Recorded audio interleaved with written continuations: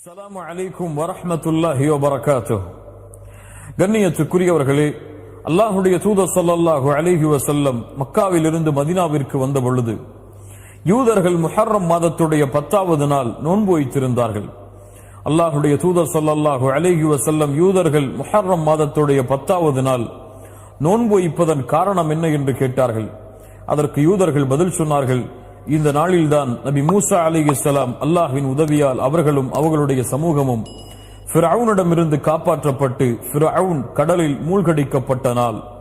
மூசா அலைஹிஸ்ஸலாம் அல்லாஹ்விற்கு இந்த வெற்றிக்கு நன்றி செலுத்துவதற்காக முஹர்ரம் மாதத்துடைய இந்த 10வது நாளில் நோன்பு வைத்தார்கள். அதனால் நாங்களும் நோன்பை நோக்கிறோம் என்று பதில் சொன்னார்கள்.